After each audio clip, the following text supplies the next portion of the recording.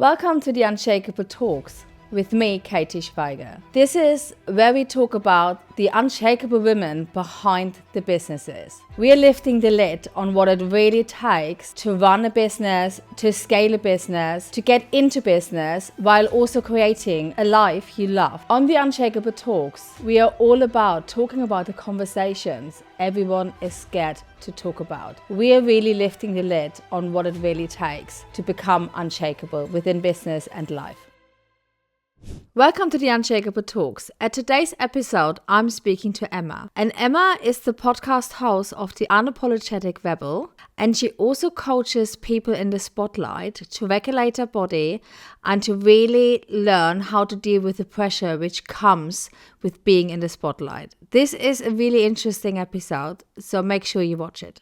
Welcome to the Unshakable Talk, Emma. I'm so pleased to have you here. I'm so excited. I know this is going to be a good episode, but before, cheers. Cheers. Finally, someone who wants to have a little bit of bubble with me. Cheers. So I've met you first on a number of events, I believe, if I remember correctly. And then you invited me onto your podcast, which I was very nervous about, I'm not going to lie.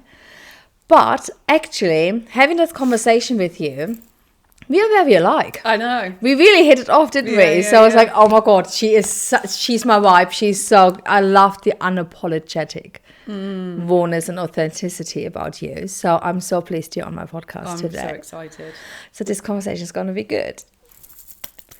Juicy. Your work is a little bit different. Yes, you're a coach, but your audience is very different. But before we dive into this, I really would like to get to know Emma before, because you have actually corporate background, don't you? You come from medical sales. Yeah. So tell me a little bit about this. What have you done before, and like how did you transition into your work now? Yeah. So I was in medical sales for 14 years. I've never been a 9-to-5 girl.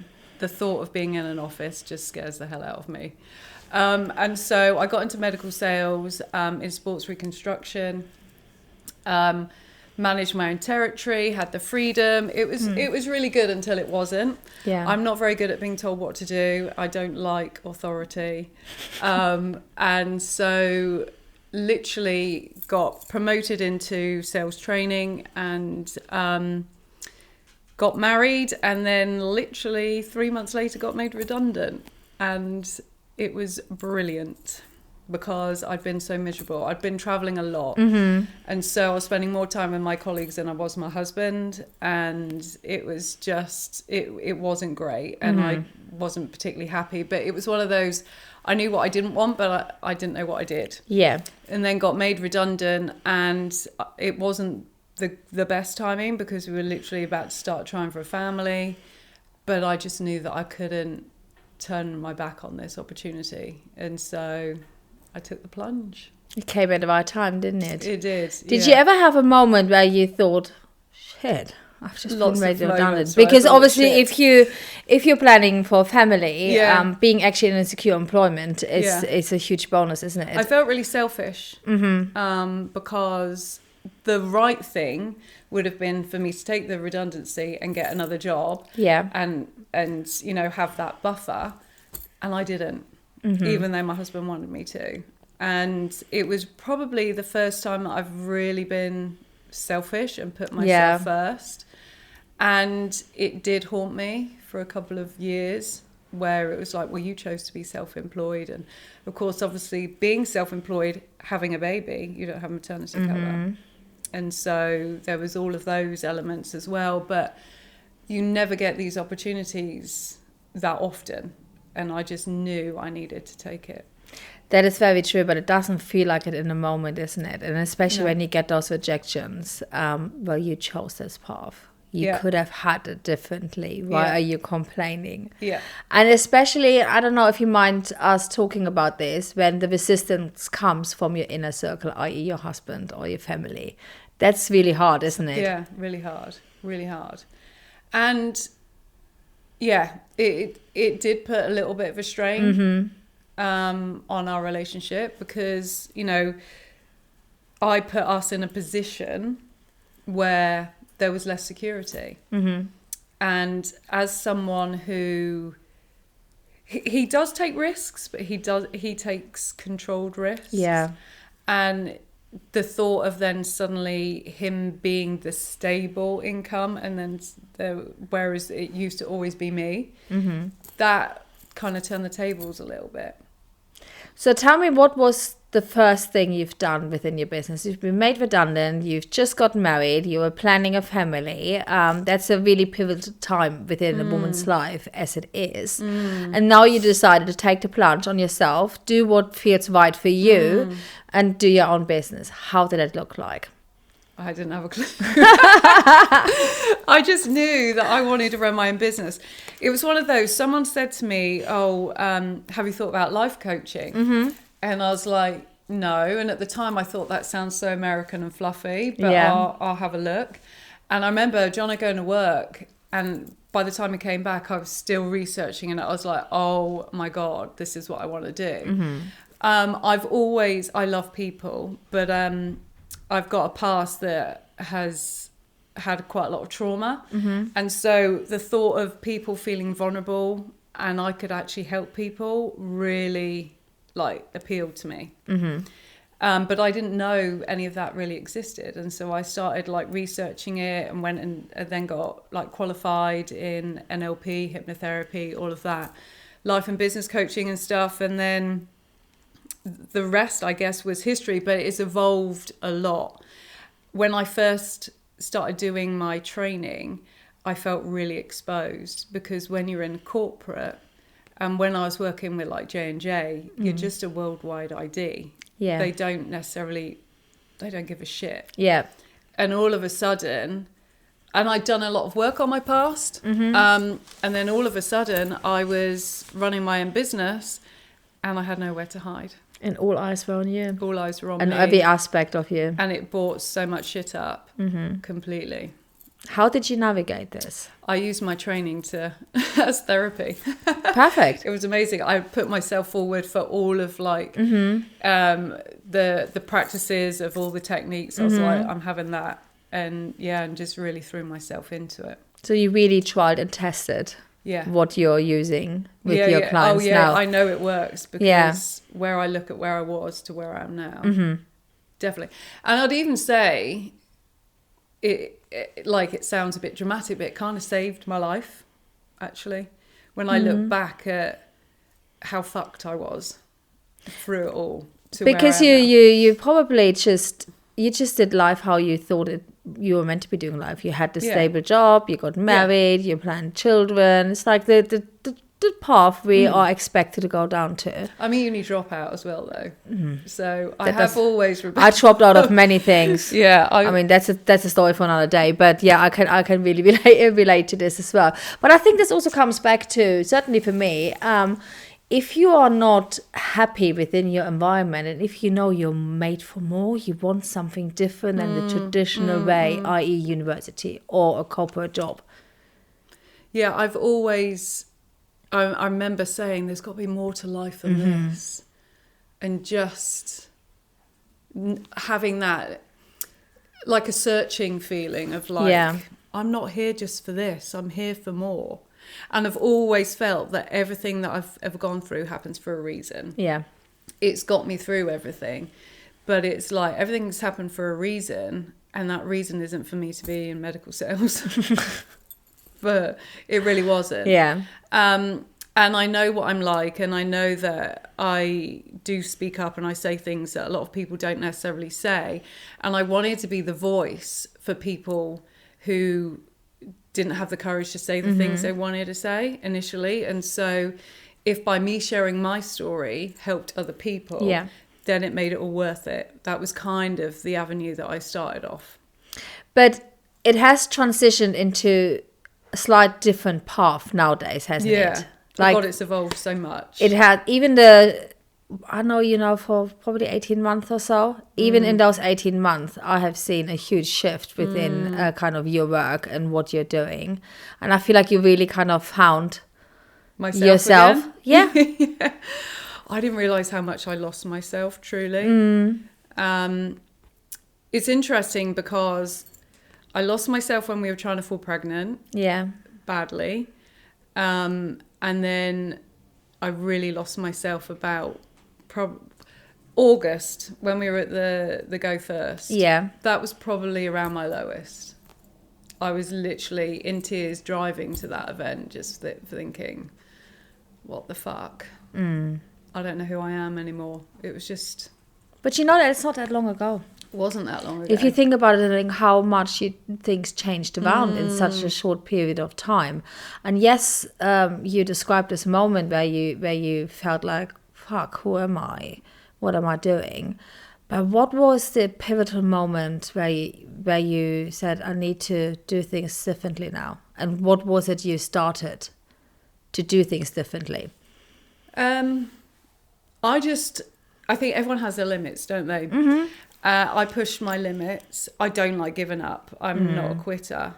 But I just wasn't recognising myself. And I'm not a crier either. And there were too many tears. And I was just like, I'm just not happy. I'm not happy. And I felt like I've always been a really proud non-conformist. And suddenly I felt I was conforming and trying to be what the industry wanted me to be rather than who I am. And that's a subject you and me bonded over. Yeah. And it's something so many women start to talk about it now. It's obviously it's very deep. It's like it looks differently for everyone, but we just have, for me, I would say, we have this mission and this vision of what we want to achieve, and we almost cling to anything what could potentially bring us closer to this point, don't we? In the first instant, before we realize actually this is not my way, this is not how I want to do it. No. And I wanted to set my own business up because I don't play by the rules. Yeah. And all of a sudden I was playing by the industry rules and I was like, and I was like overthinking, is this right? There was so many, you would hear, oh, that's wrong, this is wrong, whatever. And I'm like, I had this conflict of like, but there's no better way than my way. And I know myself better than anybody else. And I know my vision. And yet I was then like, this is wrong, that's wrong. I'm like, what? So what were the things, like the top thing or two things, which really you caught yourself out being influenced like in a negative way or taking you off track of what you really wanted to do? What would you say? I lost my power. I started handing my power over to other people. Big time. Yeah. It was like I'd lost the trust in myself. And so I was looking for the answers in other people. Essentially. Yeah. And I'm not proud of that. But at the same time, I don't regret anything. I don't regret anything anyway. And it's taught me a lot. But I thought I was rebelling. So this journey to where I am right now probably started about 2 years ago, maybe longer actually. And I thought, oh yeah, I'm being a bit more rebellious, a bit more me. And then I realised I still wasn't. There was still their performing part in like content or trying to get this right or that right. And it's just like, this is just draining the fuck out of me, which is why I love my podcast. Yeah. Because I just sit and I don't prep. I just talk and I just am so unfiltered. And it's my best me. And yet I wasn't showing that online because in my head I'd had too many people say it's got to be done this way, you can't do it that way, blah blah blah. And of course it's not their fault, it's my fault. But I was like, I stopped trusting myself. Yeah, you just had to, but almost we have to get to this point to realize what's really going on. Yeah, you have to kind of do wrong or go down the wrong path to realize this is not for me, this is not what I want. Yeah. Because there's this thing we obviously both are coaches, we're coaching people. So to say, oh, you don't need a coach, it would be wrong of us to say, because you absolutely do need a coach. I have a coach myself. Actually, I have 2 coaches myself. And there is a huge time and place for coaching. But I think that the problem is like, you need to be really clear about what it is you need and not what you think you need because other people told you this is what needs to be done. Totally. And that's your responsibility. It's like, that was purely my responsibility. But it was all skew whiff because I was like, I didn't even really know. Yeah. I knew who I was, and my clients knew who I was. But in the marketing and the social aspect of that, it wasn't coming through in the way that I wanted it to. And it really, like, I now do quite a lot offline. Yeah, I've noticed that. Yeah, I've always done quite a lot offline, actually. I've always had, like, various different contracts or something where I've worked with different companies and so on and so forth. But literally in the last 4 or 5 months, I've had so many meetings in person, and my God, I didn't realize how much I needed it. And I walk in there and I'm me, and like, I don't prep, I just trust in myself completely. I amaze myself every time I'm chatting. I'm like, fuck, that was so good. Like, where did that come from? And I'm remembering who I am. Yeah, you feel comfortable in the environment well, which just makes you be on top of your world in the game. I love people. I love people. I love being around people. And it can be very, very isolating when you're online. And so just like being in their company, I was like, oh my God, I've missed this so much. And I just bounce off people and play little games with myself sometimes with like trying, if I can see, like, I read people's body language and stuff. And if I've had so many people say, I'd never planned to say that, or I've never spoken about this in that way, I'd be a multimillionaire. Yeah. Because people just, I seem to activate something in them, and I witnessed it properly over these last few months again, because I was with them. Whereas obviously when you're online all the time, it's brilliant. I see people, but it's just not the same. You do have this factor online as well, because our podcast recording I did with you, which was online. Yeah. I very much went into this thinking, I can be quite opinionated, and I'm not scared to say my opinion, but I was very much going into this with certain aspects of can't say this because that probably comes across the wrong way. Yeah.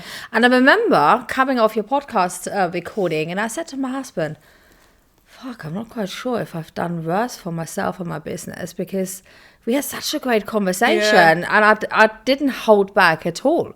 No. And it felt right. So you do have that effect on people in general. I want my own TV show.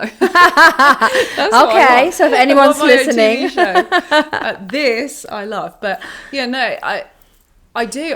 I am genuinely. It's not. There's nothing ever forced. I know so much more about my husband's family than he does, because I naturally ask questions, and I didn't realize how little questions other people ask, I just love it. But actually, like, going back to those meetings and just seeing myself, I really missed myself, and I was like, there she is, and it wasn't necessarily confidence or feeling proud or whatever, but I was like, that is you, Em, that is you. And it's okay to feel proud about this. Yeah, because I think I was always proud of myself anyway. Like, I've always, but I wasn't liking parts of myself because I was playing by the rules, and I don't like playing by the rules. No, you don't. And I don't know who I am when I have to play by the rules, because that's not who I am. And so it just felt all like funky and weird and like, what the fuck are you doing? Like, what are you doing? It's not. It's a good question. Let's talk about. Swear, aren't I? Yeah, you are allowed to swear, but let's talk about what you're actually doing, because your clientele is not just any woman. You actually work with men as well, and you work with people in the spotlight. So tell me about your work, what you do, because it's quite niche, and I find this quite interesting. So tell me more about it. I grew up in sport. I was high level in sport. I love sport. Sport fascinates me. I can talk about it for hours. And I was always trying to bring sport into my work. And really, it was like, I need to bring my work into sport. And I just had this light bulb moment because I just think it's such a perfect example of the work that I do. And it's a leader when it comes to mindset work, pressure and performance, everything that I'm doing. And people relate to it. And if you are an athlete in any sport, if you haven't got a coach, you're seen as not taking yourself seriously enough. And I've always had coaches, and yet that the view on coaches is getting better 100%. Yeah. But it's not the same. I've always loved it. So anyway, I had this like, why am I trying to bring that sport into where I am when I still felt like a square peg in a round hole? Why am I not taking me into that industry? And the minute that I started thinking like that, it just all opened up. It was like, how has this taken this long for me to realize this? And that's when I then started working and like having these in-person meetings with clubs and professionals, and just the whole conversation was so easy. And like, so easy. It wasn't easy. Yeah. But I felt like I'd come home. Sounds so shite, but I really felt like I'd come home. Maybe sounds to some people cheesy, but that's exactly what it boils down to, though, doesn't it? You were in your natural habitat, what you're passionate about. Yeah. And you could be your true self. Yeah. Yeah. So. And actually, like, I love women, but I have always worked with men, and I find men a lot easier, if I'm honest. Yeah, I think men are complex. much more easier than women. Yeah.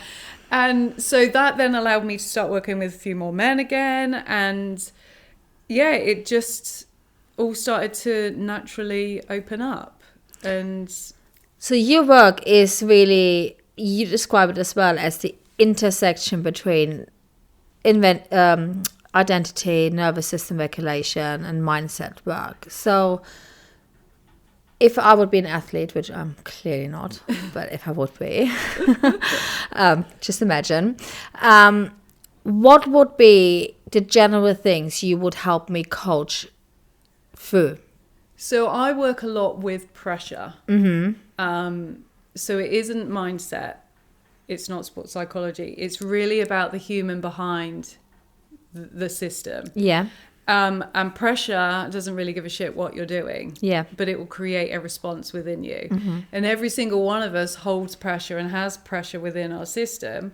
And how our relationship is with it will determine how stable we are, which then determines how far we go. And a lot of it, like a lot of people speak about confidence, but it's really capacity of holding that level of pressure. And you can train all you want to score penalties. Yeah.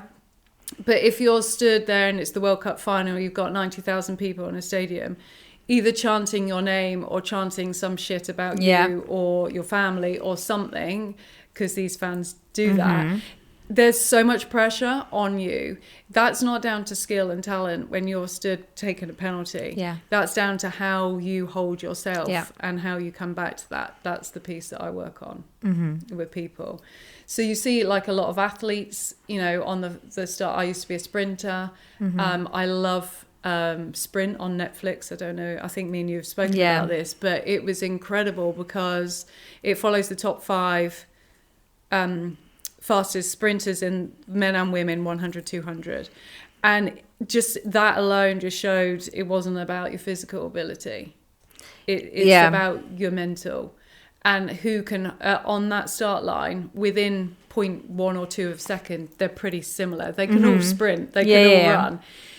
The one that becomes a champion is the one that can perform it and stabilise the pressure of what a champion needs to perform at, and to block out the noise, the distraction, the psychological press conference mind games. Never looked at it that way. All of that, to be honest. That's so interesting. So, obviously I can see the relation to football and stuff like super easily because I'm not into football at all, but obviously fans are chanting either positive things or negative things, especially nowadays. So I get all of this, and whatever noise you hear around you, it will always affect how you actually are performing in the end. So the pressure piece linking to your performance makes total sense. Never thought about it that way, to be honest. So that I find is quite interesting. But the average athlete you're working with, are you only working with athletes, or are you working with people in the spotlight as well? Anyone who is like, it's that visibility piece again, though, isn't it? It is visibility, totally. And a lot of what I do as well is there's so much support for getting you to the moment. Yeah. We're working towards the moment happens, the moment then goes. Yeah. And you're left with what the fuck just happened moment. And this is where you have like the hangover feelings, the come downs, the I don't feel like myself anymore. You want to go into hiding. There is very little support in the aftermath of anything, and I'm so passionate about that, because you can lose yourself in that, especially, you know, if you're on stage, you've got people like singing your songs, like you're pedestals, you're like, oh my god, you're a god, whatever, and you go back to your room and you're left with silence, and in your head you will either like learn how to process that, or you will turn to drink, spiral. You'll then be like, oh, could have done that better, whatever. I mean, it's like I had a really good photo shoot a couple of months ago, and really remembered who I was in that, and I came home and for about 2 hours couldn't sleep. I was like, shouldn't have worn that outfit, that was wrong, should have done that a bit better. And we just because it's the come down, and it can be really debilitating if you don't know how to stabilize it. And I was speaking to a professional golfer that I was working with, and we were talking about how it's a long walk between one hole to the next. And if you muck up on that hole and then you've got to walk to the next, there's a lot that goes on, but in theory you're just walking to another hole. And he said, oh, you know, but I give myself 10 seconds to think about that and then I park it. I said, well, that's great if you process pressure in your mind, but if you hold pressure in your body, then it doesn't matter how much you park that thought, it's in your system now. And so you go to the next hole and you take that swing isn't quite as fluid because that pressure is held in your system. And if you don't know how to stabilize that from one hole to the next, it's going to affect your performance. So stabilizing the pressure, I know you're obviously working with people in the spotlight and athletes, but that really applies to all of us, doesn't it? Yeah. I mean, I still work with coaches as well. So what would be your top tips for the listeners if they're listening and and it really resonates with them, what you're saying? What can we do to kind of stabilize this pressure within ourselves? I want the gossip here. I want the tips, because I'm definitely guilty of feeling the pressure. It's it's understanding your pressure, because so many people wrong themselves and look for solutions outside of themselves. Adapt. Oh, this is how I've always been. So they then make adaptions for various different things. Understand. I have created a pressure capacity audit. So this basically helps to give insights into how pressure sits in your system, how it enters it, where it's stored, the impact that then has on you, and then how you, from your design, because we're all different, and we all hold pressure differently in different parts of our lives as well. But it's understanding that. It's the same with anything. If you don't know what you don't know. And so when we understand what pressure looks like in your system, I'll then be able to help you to know what to stabilize, what to neutralize, and also to help you become aware that actually you're not doing anything wrong at all. And if you just make these few subtle changes. The problem is we live in a world that's so busy and so caught up in the doing, right? And a lot of pressure requires slowness to regulate and complete. And when we're on a roll, we're on a roll. Woo, let's keep going on that wave, build that momentum. And your body hasn't had the chance to regulate and go, I'm safe here. And it's like trying to and then your identity is trying to catch up. It's like, you know, if people win the lottery, they often lose the money because they haven't caught up with themselves. And so while momentum is great, if you can actually complete the process and allow your system to know it's safe here, let's keep going, and you move that way, then you hold it far easier and for a longer period. But if you're constantly like having an untrained nervous system, which a lot of us do, then eventually it's going to lead to not burnout. People say it's burnout. It's not. It's just a dysregulated system that you're then trying to find the answers for. So you'll say, oh, I'm burnt out, or I'm, you know, sabotaging or whatever. Overwhelmed. Yeah. All of that. And so it's just learning to actually know what your system, mind, body, energy side, dependent on where it sits within you, needs from you in order to allow you to keep going. And what would you say stops people from recognizing this? We don't like to slow down and look at ourselves. We want to keep building momentum, and it's easier to find the answers in a physical thing or something else than within ourselves. And I mean, I hate slowing down. I don't relax unless I'm on a sun lounger. Yeah. And even then my mind is going. Because I'm relaxed, then my mind is getting really creative and everything else. So. Yeah. And I've got a 10-year-old, so you can't relax. Oh, that's true. But yeah, we're designed, everything is on the move all of the time. And if someone says, or slow down, or this is linked with something within you, you're like, what do you mean? There's nothing wrong with me. Yeah. And so even just like a few conversations I've been having recently, people know that they're under pressure, but they're looking for externals like hormones. Oh, my hormones are, you know, a bit off at the moment, or, you know, various other things. And while, yes, they will be playing a part, that isn't going to solve an untrained nervous system. No. It will be pushing on the buttons and your collapse points, yes, and making it feel more heightened without a doubt. And so, yes, you can surface level sort this out by sorting your hormones out, for example, but that isn't training your nervous system. And so we're going to keep going back and forth until you get it at. See, the other thing I would say is, in my mind, what stops people is the excuse of time. Yeah. They don't feel it's important enough right now to really look inwards and do the inner work they need to be doing. Yeah.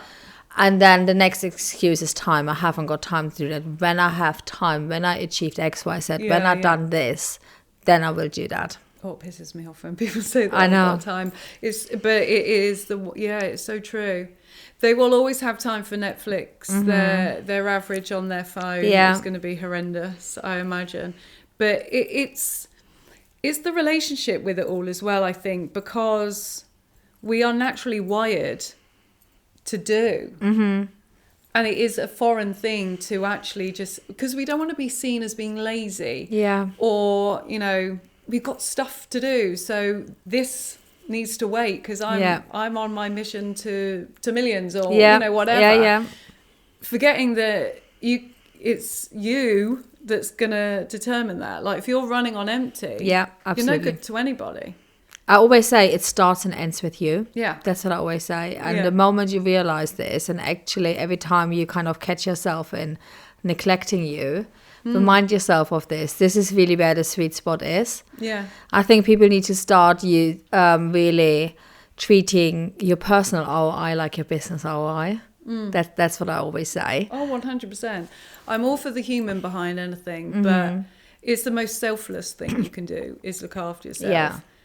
But everyone thinks it's selfish.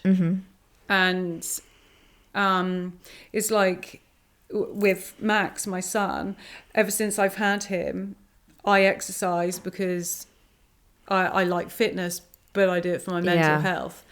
And so I would put him in the cot, and I'd exercise around him. He's known for 10 years, Mummy exercises every day. And only on the oddest occasion where he'll say, oh, Mummy, do you have to? And I'm like, Yes. Yes. but okay. I won't. But he knows that because I know I'm a better mum. Yeah. If I'm a better wife, I'm a better coach, I'm a better friend. And so it's my non-negotiable. And I'm quite happy with that. Yeah. But I think we're scared to put boundaries in place sometimes, or to take time out for ourselves because we don't want to be seen as selfish or up our own arse, or you know any other bullshit stuff that we will tell ourselves or make ourselves think if we've got boundaries, or you know we're actually looking after ourselves. They'll think, oh, who's she? I think being selfish is one of the most beautiful things you can do for yourself personally. I really had to learn this, I'm not going to lie, because also we are conditioned by people around us, how we've been growing up and everything, to not be selfish, and being selfish always has a negative tint to it. But I think once you master this, being actually selfish and putting yourself first, this is really... I don't think it's selfish. No, I don't think it's selfish at all. No, and I think this is where the sweet spot is. Yeah. So many people. If I've not exercised, I'm twitches as well. And I'm like, not that I'm obsessed, but I know I'm a better person for it. And everyone benefits from that. Absolutely. And so how can it be selfish? It's really not. And so that going back to your question, like with, you know, the pressure side, it's because it's your system. Yeah. I also think education wise, I don't think so many people necessarily know. And I think because society is so focused on the doing, that we're all naturally searching for the answers outside of ourselves. Yeah. And the validation or the justification for something. And of course, it's so much easier to blame someone else. Absolutely. It's so much easier to blame someone else than look inwards. So much easier. It's also safety in numbers as well, isn't it? You can all talk about things and have something in common when you're all doing the same thing. So I could talk to you for ages. I know. Absolutely ages. Time up now. I know. Oh my God. I want to ask you my last question, which I asked everyone. If you could give younger Emma one brutally piece of advice when it comes to business or life, what would that be? It's actually going to be really boring. Nothing is boring. Trust yourself. Yeah. Trust yourself because, you know yourself better than anybody else. And I'm also a huge believer. Is this a quick? Have I got time to dive in? You have all the time to dive in. I am a huge believer that if there is a desire on your heart, it is you get what you're ready for, right? But there's a desire on your heart. It's come from your future self for you, and so if you've got it, that's your proof and your evidence that you're capable of achieving it. You've then just got to go on the journey. But we often go, oh, I'm not sure I'm quite ready for that yet. I don't know if I'm good enough yet. You are, because you get what you're ready to receive. And so I forgot that. And I've got big desires and big dreams. And for a while I was like, I don't think I'm capable of achieving that. And these desires haven't gone away. And I am now like, no, they are.